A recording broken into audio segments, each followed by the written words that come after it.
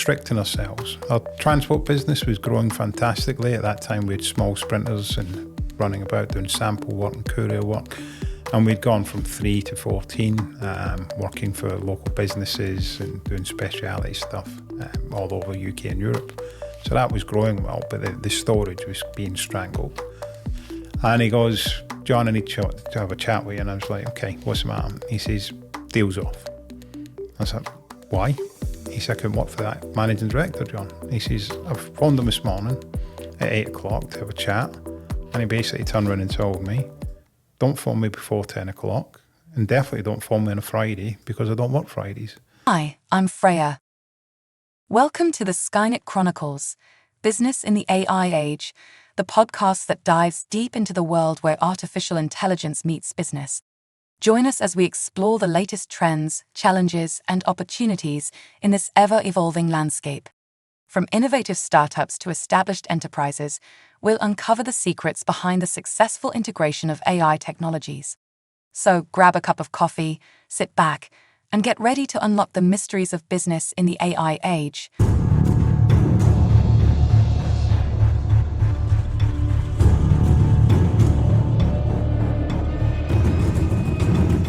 Well, good morning, John. Welcome to the Skynet Chronicles. It's great to have you here with us today.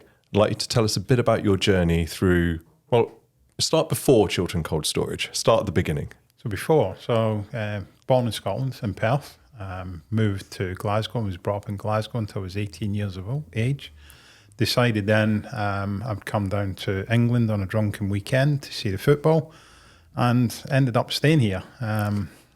That was quite a drunken weekend. Certainly was, yes. Went back home, told my mother that I was moving down to England. I had a better opportunity and career prospects down there than what I would here. And moved to Corby, which was at that time Little Scotland in England. Yeah, the steelworks. Yeah, so came down here, got a job in the electronics industry, working for a company there. I didn't really settle into that because my background was fish industry in Scotland, so I was used to fish processing, warehousing and things in that industry up there. But thought I would have a change of career when I came down, but I say didn't settle in it, so I decided to move back into the warehousing logistics world. And I joined a company called Eismann International, who were a German-based company for home delivery of food products. They had just built a new distribution centre in Corby, so I joined them as a picking operative. Quickly worked my way through the ranks there, and I was running their picking operation as the shift managers. And I'd done that successfully for about 4 years before being introduced to Paul Jackson, who was the founder of Chiltern Cold Storage at the time. He was leasing space from Eismann because they had additional space in the warehouse, and he was leasing that for them. And we got to know him through that basis. And one day, passing comment was, well, why don't you come and work for me and sort things out for us? And 2 weeks later, I decided to move to Chiltern at the time. It was a bit of a challenge. It was a small team. There was only 4 people there. Wow. There was a couple of drivers, Paul Starks, who was the finance director, and one warehouse up, basically. Started that journey, and he had a customer at that time called Kitchen Range Foods, who made the apple pies and donuts for McDonald's. And that was a bit of a problematic job for him because he weren't doing it very well. So I decided, and I'm a great believer in learning what your customers do and getting a bit more knowledge of it. So I phoned up the supply chain manager there, Sue Moore it was her name, going back 28 years now, and asked if I could just come and see what they do and what the factory did. And basically I went over to Peterborough on Southgate, where they were based, and spent about 2 weeks there, learning their operation, the intricacies of it, what they needed, their standards, because working for McDonald's at that time, that was the prestige standard to work for. Came back and implemented those processes and worked from there, basically. And over the next 6 months, built the contract up, dealing with our UK operation predominantly, gaining more and more business, and we ended up being awarded the whole of the UK and European business within a 6-month period. And we looked after that quite well, done it properly for at least 2 years. But what that gave us was a great foundation on standards, what you had to adhere to, what the criteria for a prestige company was, which Chiltern, when I met them, didn't have anything in place. So we managed to build those foundations on quality standard manuals and things like that. As well as the worked for McDonald's badge. Exactly, yeah. Yeah, it was great. In those days, it was Golden West, who were their family-owned business, who supplied into they were their supply chain.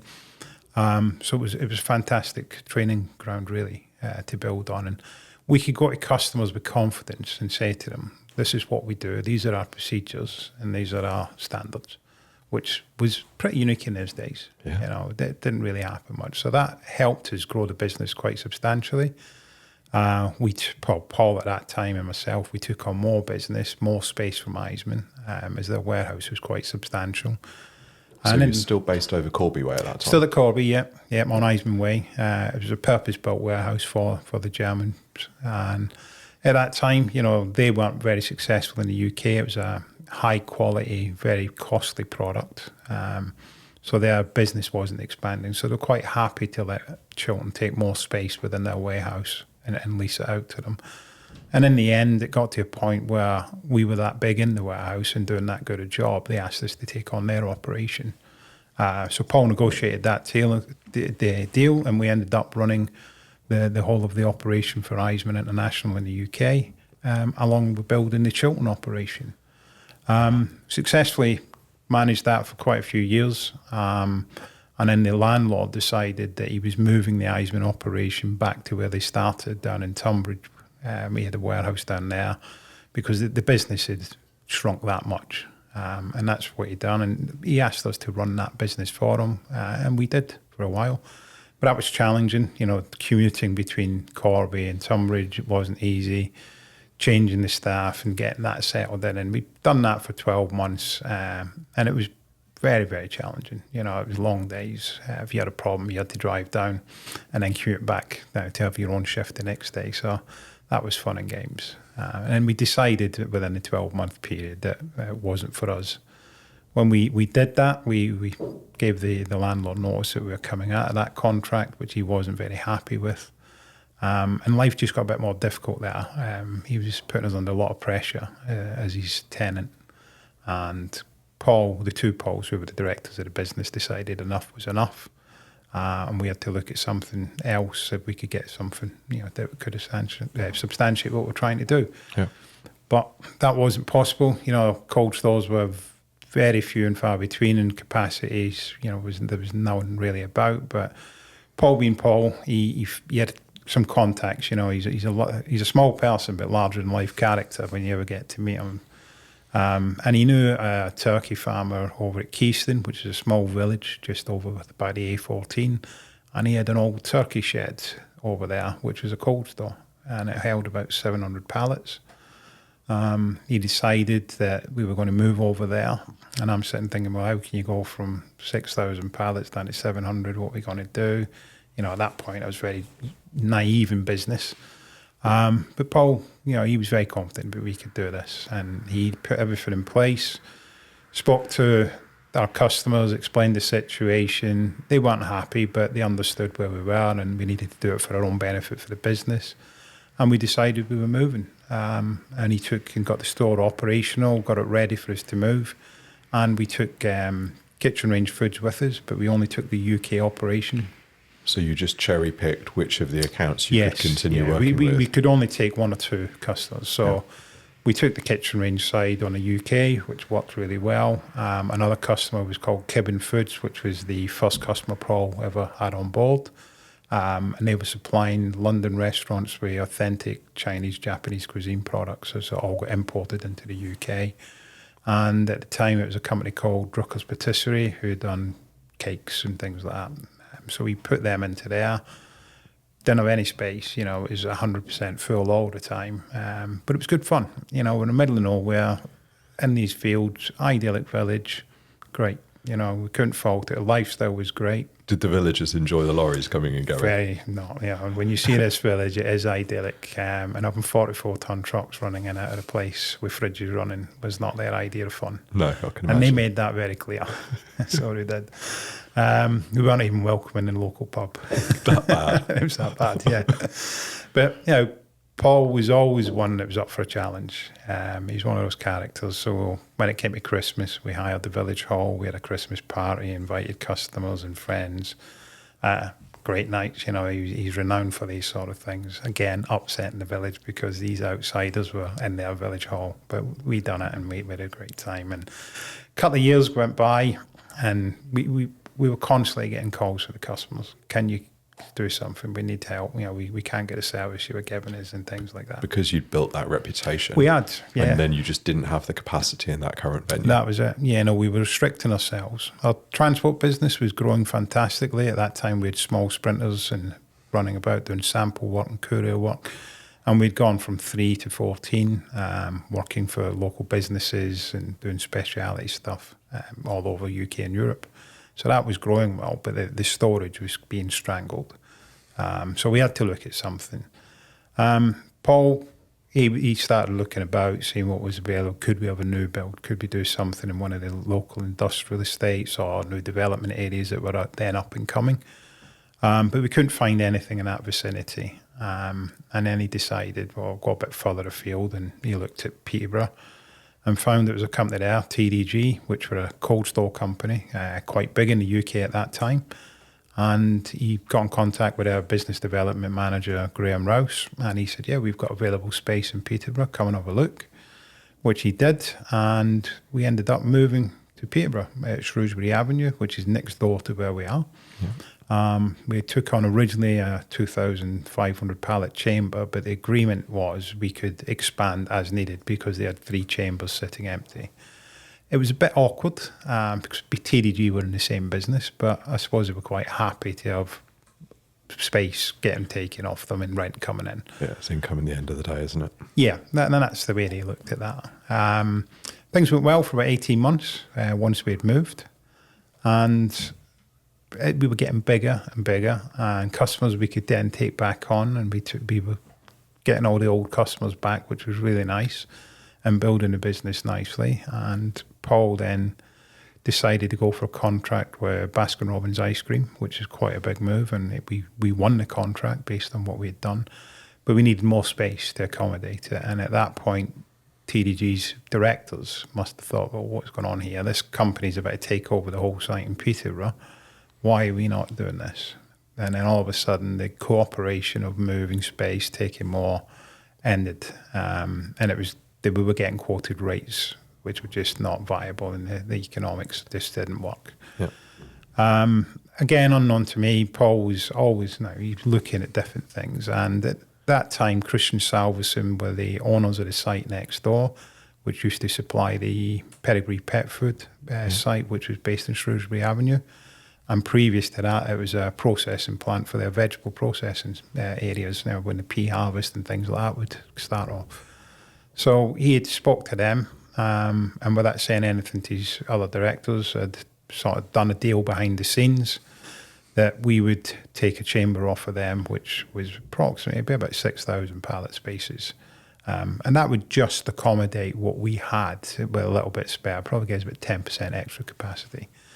But it gave us a few options, and he decided that's what we're doing. Came in once he'd sorted everything out and announced it to the directors, and explained the reasons why. And we went, okay, we'll do that, but what are we going to do with TDG? We're in a contract, we've got agreements. And he says, well, basically they're in breach of what their contract is because they won't allow us to expand. I was right. So we were like, okay, let's go for it. So we did that, and we shifted from one site to another. We call it jumping the fence because that is literally what it was. Yeah. And we shifted the goods, I say, over a 72-hour period from both one site to the next one. We had a friend, Richard Payne, who had a haulage business. Richard just brought up his trucks, so we had a team one end just loading out and a team the other end tipping, and that's how we got on with it. Over 72 hours? Over 72 hours, yeah. There was 4,000 pallets moved into this chamber. So it was great. We just didn't stop. We worked constantly, but it was great fun. It was a great team, small unit. We all got on, and 2 of those employees are still with the business now. So it's a great testament of what we'd built. And it was enjoyable, because we were a very close-knit team and everybody got involved, which was a good thing. Unknown to us, what he hadn't announced, there was a customer at TDG at this point called Portions, who were a supply chain into the airline business.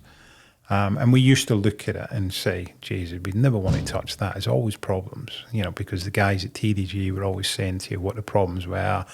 It was so disorganised, an absolute disaster. And then he announced on the completion of us moving our stock, oh, by the way, I've done a deal with Portions. They're going to be a new customer of ours. So he was inspirational, was creating the future for the company, but was doing it slightly off the rails by the sounds of it. Yeah, that was Paul. His philosophy was, I'll go and get the business and you'll sort it out. And that's how it always worked. And it worked for years. We were together for 25, 26 years. So it did work, and we built a good business behind it. So we brought the Portions business on board. And was it as bad as TDG had been saying? Not when you learnt it. Everything's bad when you first start. But when you actually understood the concept of the business, it was like everything else that you did. It's basically taking pallets in, checking them properly, put it in the racks and pick it properly. If you keep storage simple, that is the basic fundamentals. And that's basically what it was. There was a few complexities on security and things with being airline products that we had to learn the protocols. But the great thing was with Portions, their team and their MD came up and supported us. So we had Martin Deviney, who was the MD at the time, Louise Toland, she was the operations director, Peter Sluver, he was a training manager. So they guys and people all came up, there was about 6 or 7 of them, and helped us understand the process, helped us do everything, helped us pick for about 2-3 weeks so we understood it. And then that was us. We were up and running, standing on our own 2 feet, and we were doing a good job. Done such a good job that they are still a customer of mine now, 25 years on.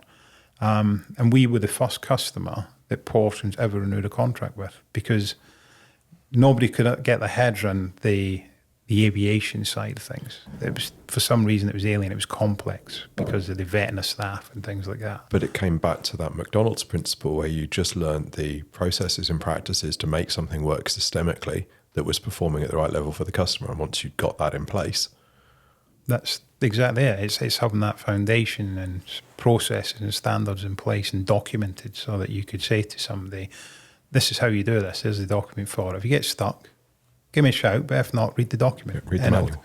It'll tell you what you're doing, and that was the great thing that we did, and we built that up.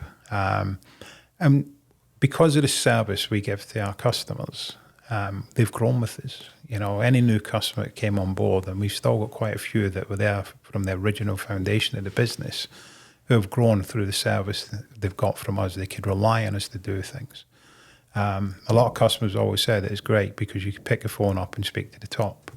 Whether that was Paul Starks or myself, you could get a decision made. Paul was very open that way. You don't need to come to me to make a decision. Make a decision as long as it's right for the customer. And that ethos has been all the way through from Chilton to JS Davidson's now.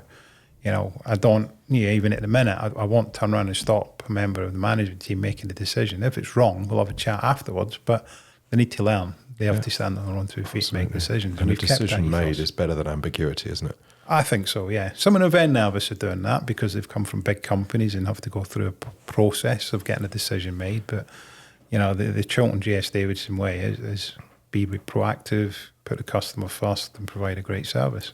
I think it creates engagement with employees too, because the last thing you need is decision by consensus, where in order to get anything signed off, it has to go through a board of 60 people. And then somebody at the top can still go, well, actually, no, I don't think we're going to do that. If you'd have made the decision 6 months previously, the business would be further ahead. Yeah, definitely. And you never know what that decision is going to do. And I always look at it, little acorns grow. Yeah. And we've been very fortunate in that way by the hard work we've put in, that the little acorns have grown. And sometimes they've been sold, so you lose that bit of business. But a lot of time, because of the service we're providing, we actually maintain the business when they've been bought out, and that company stays with us as well. So we've done really well about it.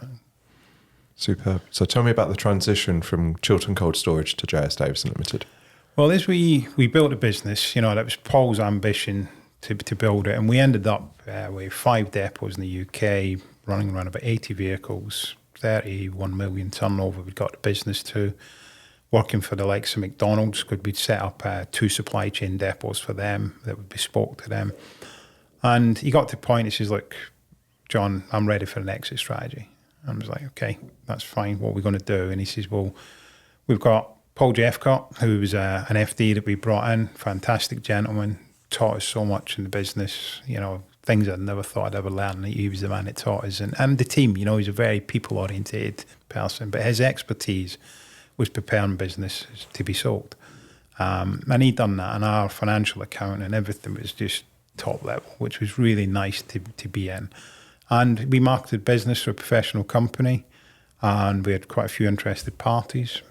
Paul, obviously, we had to meet these parties with ourselves and a board of managers and go through everything.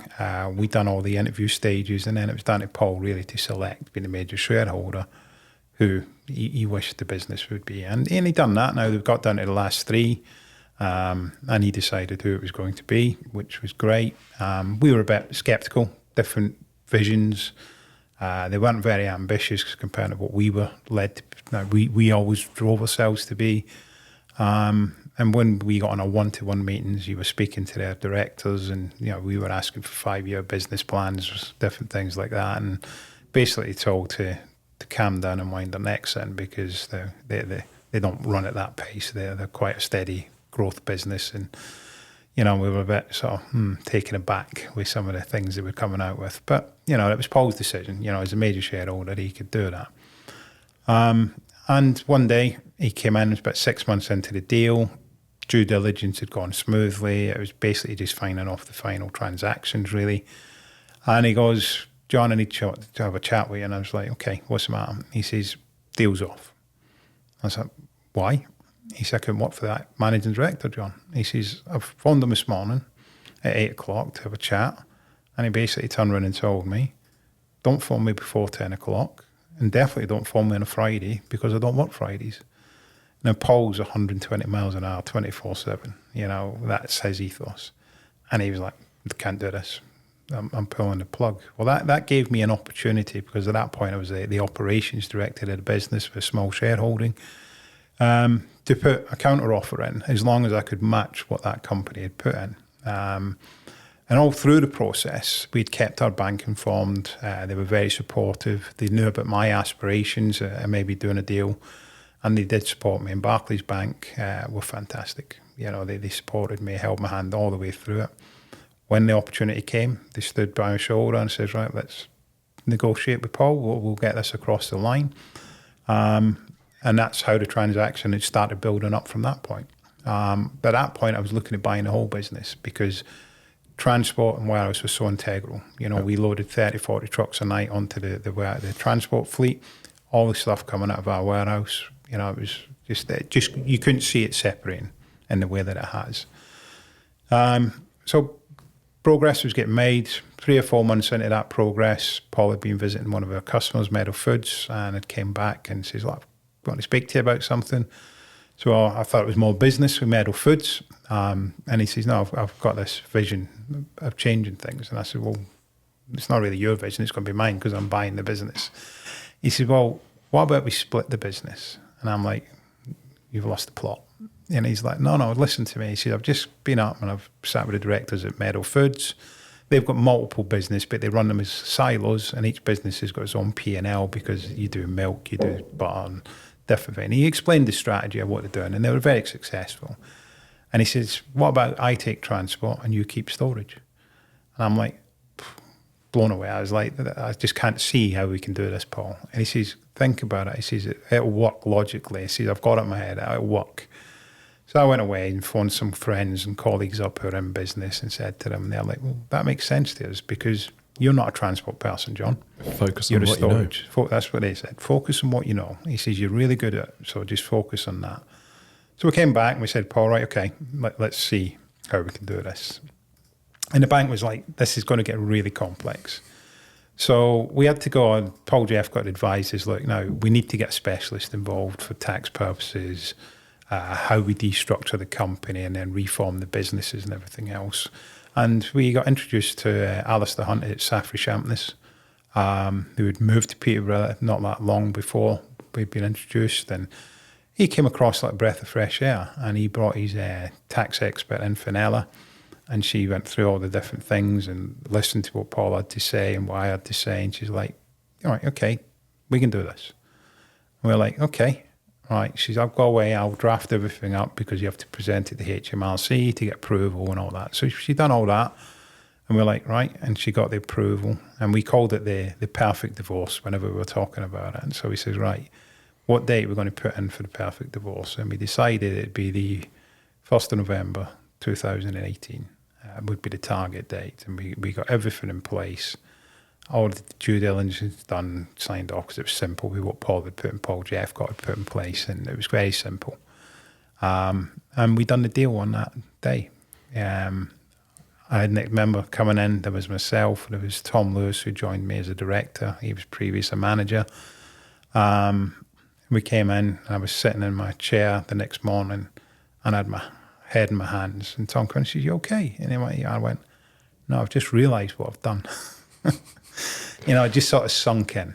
Now I've actually got to make it work. Yeah. You don't realise until you're in that position what responsibility Paul had as the major shareholder of business, what he dealt with, dealing with the banks, dealing with all these sort of problems that he always hid from you as such. He would divulge them eventually, but he always just got on with them and then dealt with them. So you're there as the decision maker, the number one person that everybody's going to come to.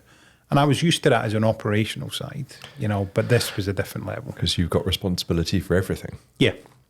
And that burdened me quite heavily for a while until I got used to it. So we put some business plans in place on that sort of period, 2018, looking forward to the future. Brexit was a big topic at that time. And obviously being involved in the airline industry, a lot of our customers were importing stuff from Thailand and other global parts of the world. And we've seen a massive increase in storage requirements. And we took everything we could, to the point. So did you take down the fence that you jumped over? It was getting very close. Yeah, it was getting that close. And we just kept, taking everything. We just couldn't say no. Even to the point where I had a Sky TV interview. And the gentleman come in, we done an interview in the warehouse to show how full it was, because it was a great topic at that time. And I was like looking back at it when I seen it on TV, and I said, "Oh my God, what have we done here?" It was just, stock was everywhere. But what I call Brexit 1 didn't happen. It was all delayed, put on the back burner again, and that created a problem because we'd gone from 120% storage, stock moving, everybody sort of very active, record profits. So you were like on the crest of a wave, really. To then Brexit 2. And you're like, right, okay, we have a problem here because we made mistakes in Brexit 1. It causes its problems, its inefficiencies being so full. We're not going to do the same mistake again. But what we hadn't realised is that all this stock was sitting in the warehouse, not really moving because the borders were still flowing before. So you had stock that was getting redundant, say lack of movement. Customers were then stopping to bring anything in because they had to get rid of the stock that was in the store. So if you ain't moving stock, you ain't earning money. Yeah. And we started making a loss over a few months period. And, what we'd made as a good profit, we started eating into. And it was becoming a bit of a concern. But we got through it. We knuckled down and we always say batten down the hatches and we'll get there. And we did that, and we got through it. And I say Brexit 2 became the forefront again. Right, okay. We will not make the same mistakes. We'll look after our key customers. We won't take extra business on. And we've done that. And we got through that quite successfully and transitioned through the problems that it brought and looked at what we could do to support our customers on that basis. And we had a reasonable year of trading after that. And then sitting again, making business plans, 2020. Portions at that time were our major customer. They were like 37% of my business. When the world's about to shut down. Well, we never realised that. But yeah, we'd had a successful trip to Cheltenham. Came back, we had a meeting planned with the directors of Portions to talk about the future and how they seen their growth, because they basically service most airlines in the aviation industry at that point. Yeah. And EasyJet being one of their biggest ones with their buy-on-board model, which was huge, a big change to the industry. And I remember sitting in Heathrow down at their offices, and it was announced that the country was shutting down because of the global pandemic that was coming about, COVID.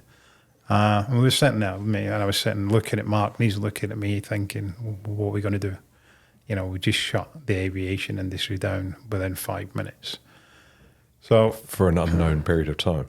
well, there was the information flow from the government was, as we know, was shocking. They didn't know what they were doing, and nobody did in the global side of things. It was an unprecedented thing that nobody had ever come across. Only if they did the manuals and looked at them, they might have saved themselves a bit. Oh, yeah. It had happened, just not in recent times. Yeah, that's it. Yeah, exactly. So I came away from that meeting thinking, God, what are we going to do? So I'm driving back up the M1, heading back to Peterborough, and the phone goes, and Mark, the MD at the time of Portions, is like, John, we just had an announcement that Donald Trump is still keeping American flag carriers flying. So that means Heathrow will be open. So we still have some business. Well, that's good news, because that was quite that's probably about 15% of their business at that point. And we were like, oh, that's great news, really good, but I've still got a lot of business and people affected on this. That time we had 200 employees. So got back to Peterborough, got the management team together. They were all a bit dumbfounded by the news that they just heard on the media, told them the situation with Portions and what we'd have to do and things. And they were like, okay, well, that's a little shining light there with that.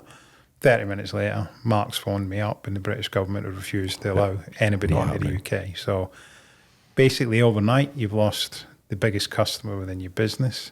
And then every customer thereafter, you then getting the calls every day to say, John, look, we don't know what we're going to do. Food services now closed. Everything was closing down, as we know, in the economy. But, we got the team together and we says, look, guys, there's not a lot we can do. We just have to sit tight, see what happens. There will be still some stock coming in because we're a food company. We just don't know the effects of what the government's doing because, as you say, they just closed everything, not thinking of the knock-on effects. So within the week now, as we know, things started changing. So food companies could still move, retailers could still open on a certain fashion and things. So that created a little bit of activity, but nowhere near enough, So we had to look at it, and I think the first month went by and we were sort of standing people down, taking holidays to see how we get through things and looking at the finances to see where we are. Obviously, everybody was in a financial situation then. Your customers weren't generating revenue, so how can they pay the bills? So it was putting things in a very, very tight position. So I had he's a sort of classed him as a friend now. He ran a finance business and always supported us with finance assets and things when we needed finance to be done. And he phoned me up and he says, look, now I'm at a loose end, John. Obviously, my business is stopped. Nothing's moving. Do you mind if I come and see you and we have a chat? And I said, no, not a problem. His name was Steve. And Steve came down and he says, look, I'll come and help you, mate. We'll just go through things. We'll look at things, see what I can do on the back end with the finance things, because he understood how the contracts worked in different bits, which is something that was really new to me. Yeah. So Steve done that. But what it was great for me was being able to have that person that you could go to, because he's from outside the business looking in, and he had a different aspect of what we did. And it's a lonely job running a company because you can't share all of the detail all of the time. So having that external voice that you could talk to helped you get through that dark patch, and also helped with some of the fundamentals in forming the business in a way that it would continue and thrive. Yeah, in the definitely. You don't realise how lonely a place it can be sitting at the top, because as you say, you have to take responsibility for what's going on, basically. And I say, with Steve on board, we started making changes. Thankfully, the government came up with a furlough scheme. So we furloughed 75% of the staff, kept a very small team at the warehouse. And actually, that was probably the greatest time in the past sort of 5 years. There was 20 people roughly, but we all came together. The priority was Monday to Friday, do the job, get everything done at the door, goods in, kept that side moving. And then on Saturday and Sunday, come in, get everything cleaned up, ready for the Monday. And the whole team were fantastic. My accounts department became audit administrators. Everybody just rolled the sleeves up and mucked in. And that sort of got us moving again, and we went through the period, and say Steve was there giving his advice what to do, what holiday payments to take with your finance agreements, what we could ask for. But we were always very conscious. We didn't want to take any government loan support and put any more debt burden into the business. You know, with the transaction we'd done with the MBO, we just didn't want to do it. Even though we've got the equity in the buildings and things, it was never an option for us, really. Yeah.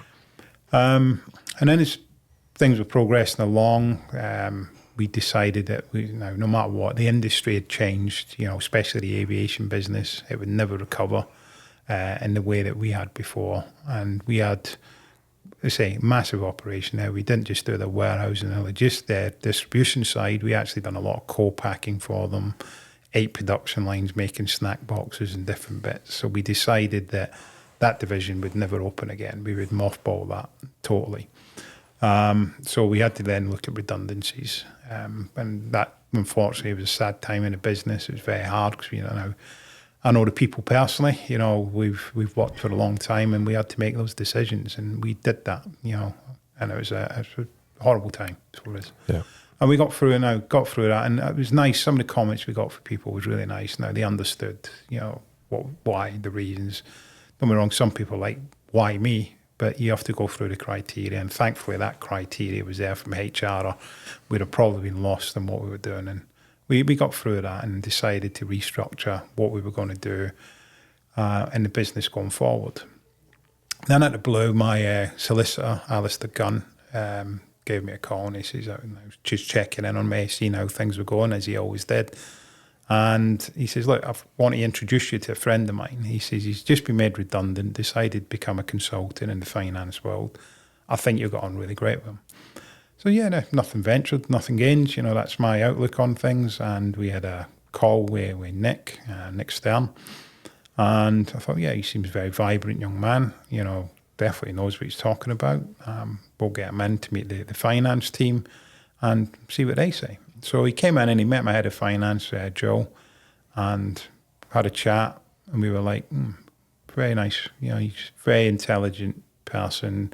Come from PwC, trained there, then got out into independent businesses, learnt his skills. And as he got made redundant, decided to jump into the consultation industry and set up Stern Management, which, you know, was a brave step for him at the time.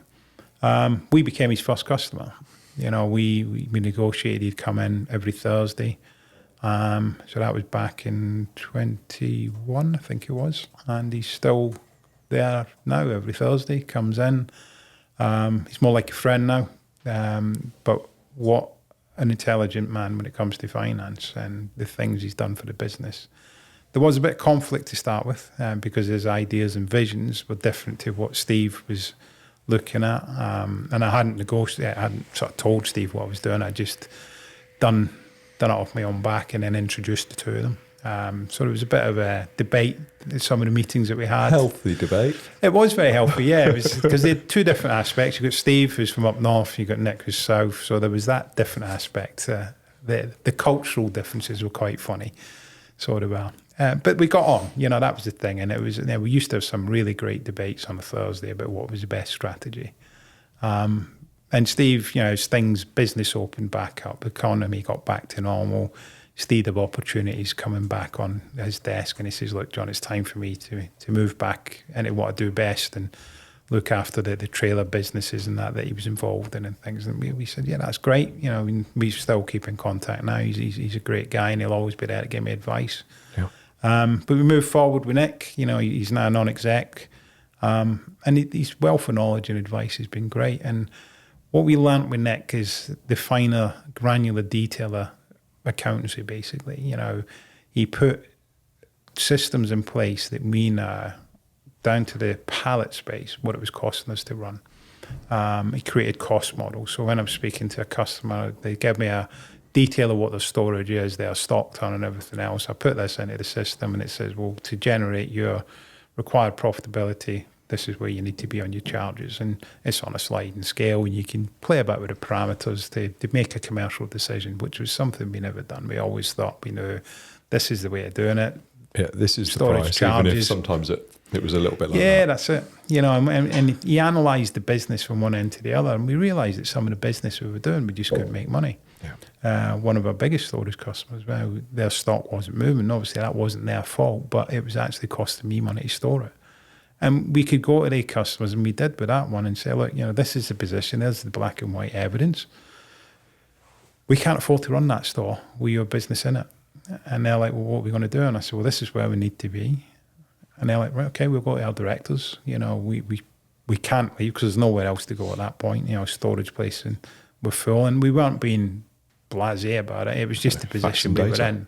And we gave them, as you said, we gave them the facts and data, and they went away, they looked at it, came back and said, yep, okay, we agree with you. And I say they're still a customer now. That's the reality of the world. It was a bit of a sense check moment.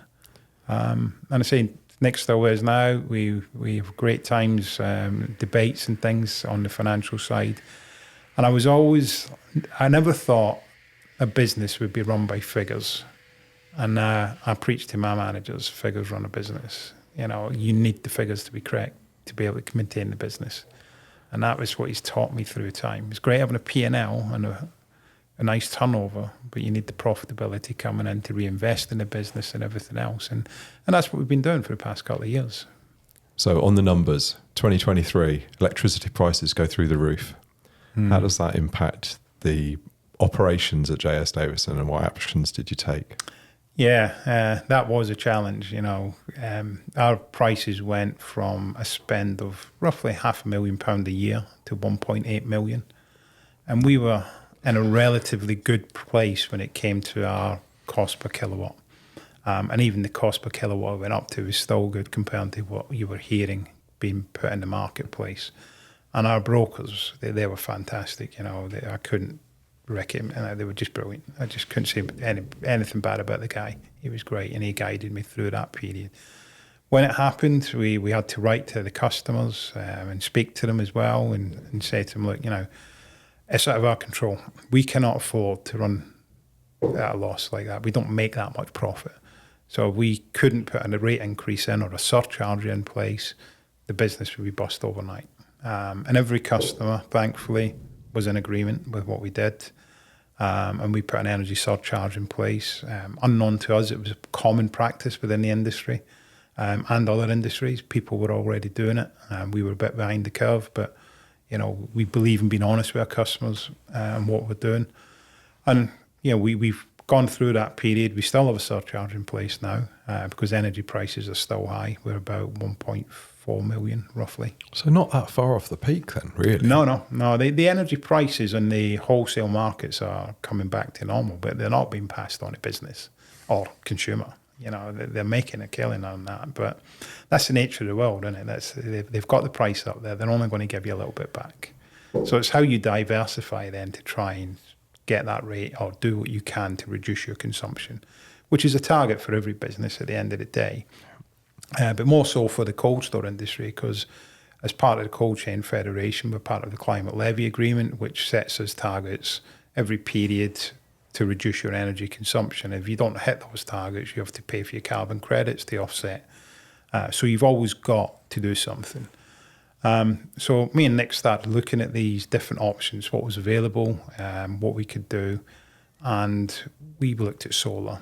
Could only present probably 33% of energy consumption, and this is just at Peterborough. That didn't work. We looked at wind turbine, didn't have the space. We got introduced to a gentleman who was doing gas CHP linked through to generation. Thought that was a good option. We were looking at that, and then through a contact in mine, they were bringing in absorption chillers into the UK from an Italian company, and that was their next vision, and very efficient systems, the way they were explaining things. So when we told him what we were looking at with the gas CHP, he said, well, that's a perfect combination that can create the heat, which is what the absorption chiller does, takes the heat and then through a chemical reaction into your ammonia and then creates the cooling. So, well, that's great. We've ticked the box here. And we've gone along that channel. But Nick, he was a bit against the gas, fossil fuel, not really 100% carbon neutral. Is there other options available? And he started exploring other options. One of them was biomass. And I wasn't that keen on it because I thought gas CHP was easier to do. And we went on for a few months having that debate. He was looking at a biomass linked to an absorption chiller. I was looking at gas CHP linked to an absorption chiller. And we'd have the debates on it. His model was more sustainable, but a more expensive model to put in place. Mine's obviously, it was partially sustainable and not as expensive to put in place. But then we were sitting one day and it was announced by Boris Johnson that he was going to start then phasing out gas consumption to the consumer.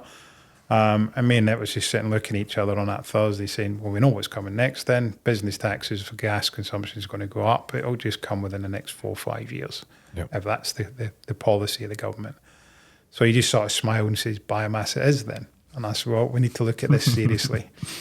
So we went out, we done our due diligence. We selected a contractor who had got a lot of experience in biomass.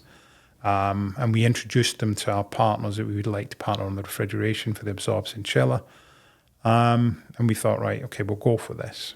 But the person we'd put in place for the principal contractor on the biomass side had other ideas on absorption chilling, and he went to a German manufacturer and came back with a different presentation. So we went down that route, and it was going really well.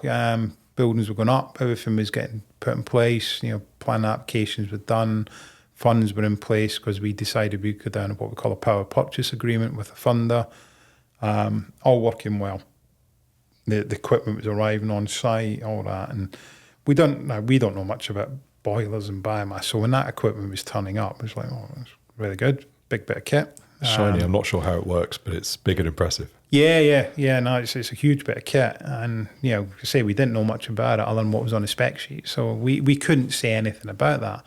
But then the refrigeration stuff started arriving. We're like, well, this is quite considerable size. 2 big blocks arrive. I think it's about 70 odd ton of equipment. On these 2 big blocks of refrigeration stuff, which was the absorption chiller. Cooling towers arrived, which were the size big enough probably to cool Peterborough. We're like, this don't look right. So we got our refrigeration guys who looks after room maintenance and said, Ben, have a little nosy and just tell me what you think. I said, no, something's not right here, John. They just overspec They it. just don't work out. The calculations for these cooling towers don't work out right. And so we had a meeting with them, and they said, no, this is specification. And it was 1,374 kilowatts of cooling duty was on the specification. And Ben was there and said, no, says, we don't use that. The compressor that we use now is only 684 kilowatts of cooling duty. You'll never use the maximum because it's an average. And the average is about 240 kilowatts of cooling duty. And he's like, what was going wrong? So they started looking at the schematics and everything else. And the person who come and done the site survey had gone around the site, and we'd made him aware that the drawings we had were still the original drawings when that site was a pea processing plant, blast freezing, cold stores, plate freezing, it had everything. Yeah. We used to have 12 compressors on site. We only used 2 to do the cold stores.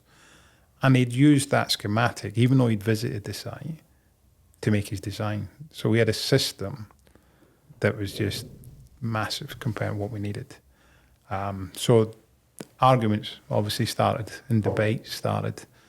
And we got more involved with the actual infrastructure of what was going on. And there was a few bits there that we weren't happy with. And you could really see that they knew the biomass, but they didn't know anything about refrigeration.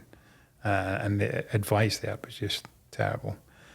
And we got into a dispute over it back in September 21. Unfortunately for us, that dragged on and went legal. The company, the constructor, went bust in the end, and the funder then brought in another company. It was November 2022. They brought in another company to look at the system. And this company came in, breath of fresh air. They obviously had a lack of work because it was that period of Christmas and that, you start winding down. And then they took on the project, and the challenge was to have it up and running by 31st of March 2023. And these guys, they're on site day and night, getting on with things. And basically, we didn't want to make the same mistake. So this time we befriended the contractors, the welders and things like that, and get them free coffee and things. So you open them up and we'd be talking to them and they would be telling you the problems they were finding and the standard of welding wasn't at the right place. And that was it. And what they were doing to correct things. And you felt a lot more comfortable by doing that. And the guys were great. And I'd say they were a great company. And they hit the target. It got to the 31st. They had commissioned, got the boiler running, got heat coming out of it, which was the key thing. And then it was on to the absorption chiller then. So we've got the biomass sorted, proven everything works. On to the absorption chiller, got that commissioned, all the pipework installed, everything else. We derated the whole system from 3 megawatts down to 1 megawatt to cope, because if you'd run it we'd just be kicking heat out constantly. So we got it down to the 1 megawatt so we could use as much of the heat and energy as it was coming off it and provide cold store. Now minus 37 to the cold store and plus 2 to the chill store. So we got that working. Unknown to us, the Germans, because about how wonderful they are with engineering. When we turned the system on after a few tests and that, there is what they call a heat exchanger. And the first heat exchanger in the system where the heat passes through was only rated to 80 degrees. And we are pushing 160 into this thing, which is part of the specification. And that heat exchanger obviously blew up. So at this moment, we have a new heat exchanger installed. We have a commissioning team arriving on March to recommission the system. Hopefully by the end of March, that will be up and running. And what that will do for the business and our customers, with our CSR credentials, it will take 70% of our energy reliance off-grid. Wow. And it will come through that. It will provide a small saving, but we're buying sustainable wood fuel, which is more expensive. And obviously now we have to use a fair bit of it to keep the cooling going. But, a small saving is better than nothing, so that will reduce our surcharge, hopefully. But we're looking more about the sustainability side. And while we've been on that journey and looking at what we're doing, we thought, well, can we not be 100% sustainable at Peterborough headquarters? And we can be. We've looked into it. And what we decided to do was we're looking at solar. As we were saying earlier, solar was only about 30% of our consumption. Now we're at that point, we've got 70% provided by a biomass system. 30% is a magic number. 30% on the solar. So we're having a system designed at the moment. We're just going through some legals on that, and hopefully we can get that signed off within the next couple of months. And our ambition is by the end of 2024, the Peterborough HQ site will be carbon neutral. That's our aim. So yeah, it'll be a big thing. So carbon neutral ticked. What impact is artificial intelligence going to have to JS Davidson? Well, that comes over to you, really. Working with yourself, still don't know a lot about artificial intelligence. I know everybody goes on about GPT. I've never even tried it.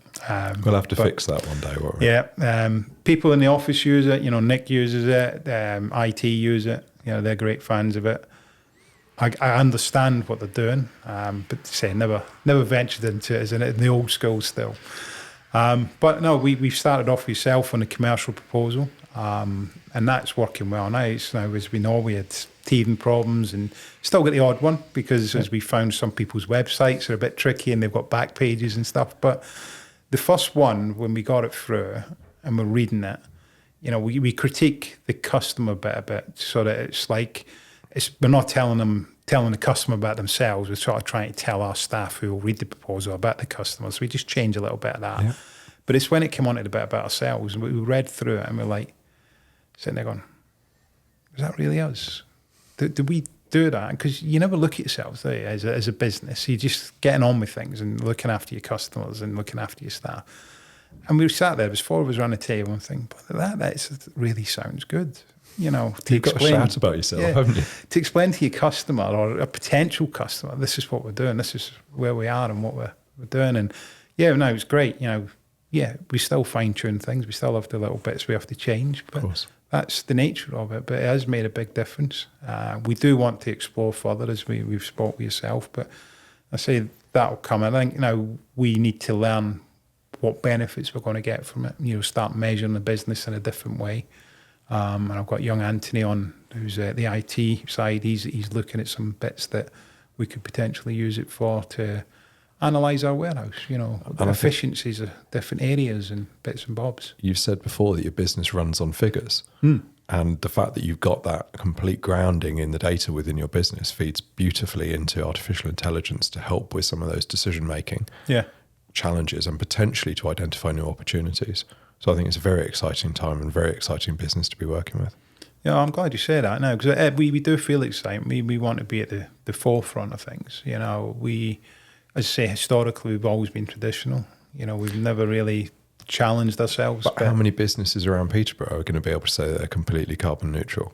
Hopefully none, because when we have a big party, we'll invite you along. It's been a long, tough, hard journey, and I really do. We're really pushing for the 2024 target, and fingers crossed, we get there. If not, it'll be just soon after. But I'm very confident we'll get there, and then we'll understand the benefits of the CSR credentials and all the reporting and things. And let's say that's when AI, I think, will come into its best parts, really, be able to establish and report properly for us, which is something we just don't look at now. We've got great financial reports, we've got great KPI reports, but actually the detail of that side of things is missing, which will be great. Well, what makes some magic? I'm hoping we are. I'm looking forward to it. Well, it was great having you on today, John. Thank you very much for your time. I think we'll leave it at that. Okay, Have a that's great day. Thank you. Goodbye. Cheers.